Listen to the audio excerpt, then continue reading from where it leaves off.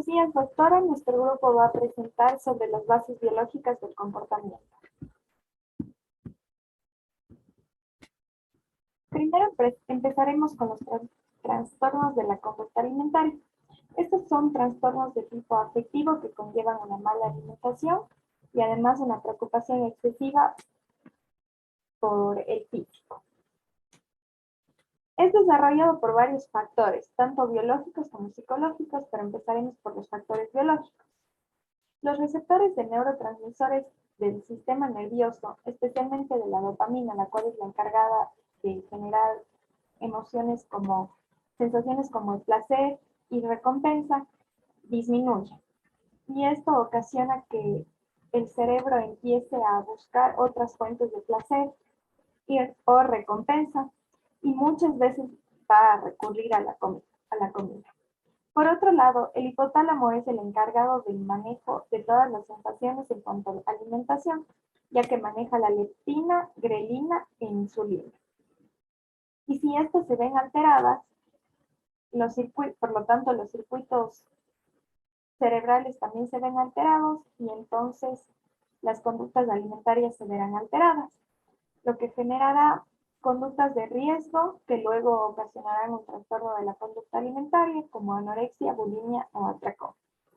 La adolescencia es una etapa muy importante ya que se dan muchos cambios tanto hormonales como ambientales y estos influyen tanto en hombres como mujeres, pero especialmente en mujeres porque ellas se ven mucho más influenciadas por estándares de belleza, por perseguir la delgadez, por el perfeccionismo y muchas veces vienen acompañados de baja autoestima. Otro grupo de riesgo que no están visibilizados son los deportistas, ya que muchas veces el deporte se hace como una obsesión y también como una manera de compensar la comida. O también cuando los deportistas se ven influenciados por entrenadores y sus compañeros a perseguir ciertos estándares de belleza, cierto peso, muchas veces dejan de comer ciertos grupos de alimentos o se someten a dietas sumamente restrictivas durante sus etapas de entrenamiento y competencia, lo que a la larga generará efectos negativos en la salud como cambios hormonales y su desempeño deportivo no será bueno. Ya, ahora hablaremos sobre la genética y el comportamiento. Podemos decir que este es un tema de gran interés desde finales del siglo XIX, pero al comienzo no fue tan aceptada hasta la década de los 80. Uno de los principales precursores es Francis Galton, que está basado en estos planteamientos basados en la teoría de Darwin. Y aquí dice si puede afectar esto en el comportamiento humano. Él estudia a grandes grupos familiares, pero especialmente a gemelos. Además, la genética de la conducta estudia los factores genéticos y también factores ambientales que dan las diferencias a los individuos. Estas pueden ser transmitidas ya sea por herencia o factores sociales, ambientales. Ahora tenemos algunos factores que generan las diferencias que pueden ser tales como el coeficiente intelectual, que es uno de los más estudiados. También esto se realiza mediante pruebas y se lo evalúa sobre 100. Algunos ejemplos de esto puede ser la escala de capacidad de diferencial, el test de Raven, tenemos lo que es la creatividad, que son soluciones diferentes a las clásicas frente a situaciones que les da la vida. Tenemos la dificultad para la lectura, que tienen algunas causas específicas que pueden ser el retraso cerebral, un daño cerebral, problemas sensoriales o carencias que provocan estos problemas.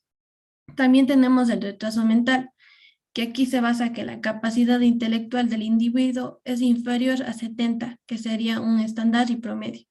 Además tiene varias causas, pueden ser como anomalías cromosómicas, procesos ambientales, entre otros. Ahora tenemos lo que es la personalidad, que son rasgos característicos del individuo que lo hace único y diferente al resto. Estos pueden ser emocionales, creativos, etcétera. Tenemos dos temperamentos, dos partes, que una es el temperamento donde está todo lo que engloba las ideas, los valores, las actitudes, y otro que es el carácter, que engloba las tendencias, los instintos y los sentidos vitales. Ahora, la extroversión y neurosis son dos rasgos muy importantes porque de aquí desencadena lo que es la estabilidad y la inestabilidad personal.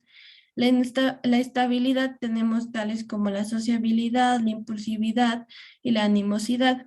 Además, es una forma positiva y una habilidad de no dejarse llevar por sentimientos negativos. Y la inestabilidad, podemos mencionar tales como melancolía, cambios de humor, ansiedad, irritabilidad, que son periodos de tristeza y abatimiento.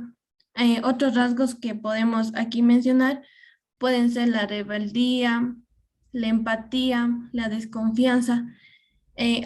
Para concluir, podemos decir que todo tiene un poco de influencia genética.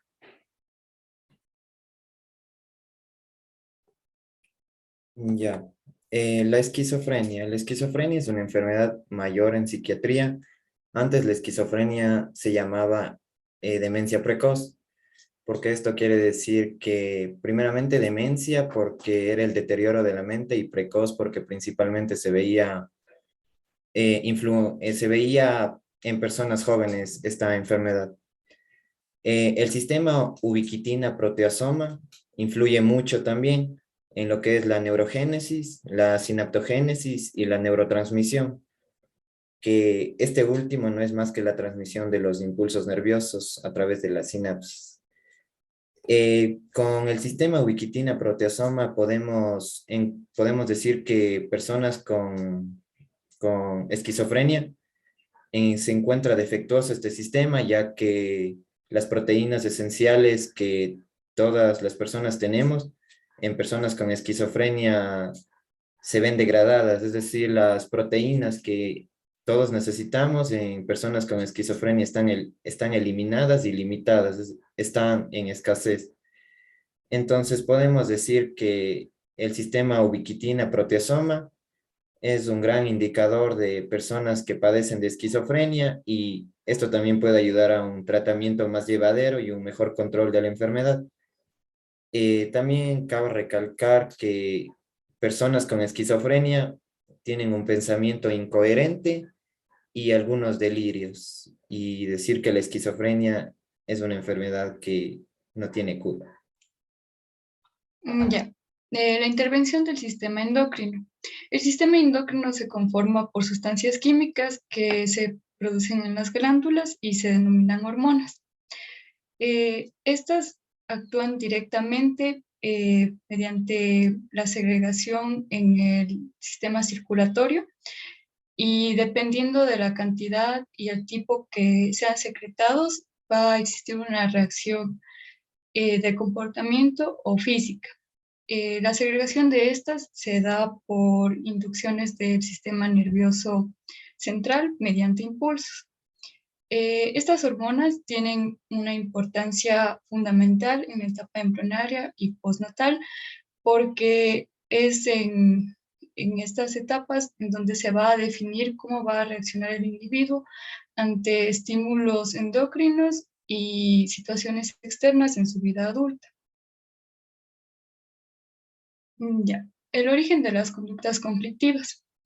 Hace bastantes años se dieron dos tipos de teorías. Las activas que afirman que los causantes de que el individuo sea agresivo son los estímulos endocrinos, mientras que las teorías pasivas afirman que son las situaciones externas y el ambiente los que producen agresividad en una persona.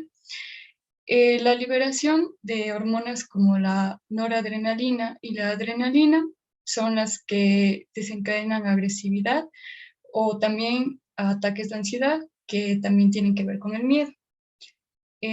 Los andrógenos y las hormonas gonadales son las que en cambio van a derivar en una conducta antisocial porque el estrógeno y la progesterona inhiben la agresividad mientras que la testosterona la aumenta. Los neurotransmisores también tienen que ver con el comportamiento. Un ejemplo es la serotonina, que cuando existe un déficit la persona tiende a ser violenta, mientras que cuando existe un exceso de producción de este neurotransmisor, las personas, además de tender a ser agresivas, se las conduce al alcoholismo, a conductas impulsivas y hasta el mismo suicidio. Etapas. En la adolescencia existe una mayor activación del circuito mesolímbico, que está asociado con el placer y la motivación. Aquí se segregan altas cantidades de dopamina mediante actividades como la comida, el sexo o las drogas, y esto produce, como se dijo, alta motivación y un placer intenso. Las hormonas tiroideas son fundamentales en la formación de los últimos meses de vida fetal y el primer año de vida de la persona, debido a que si existe un déficit de producción de estas, se va a dar un tipo de retraso mental denominado cretinismo, y en cambio si existe un exceso, se van a dar constantes estados de intranquilidad y trastorno de atención. Gracias.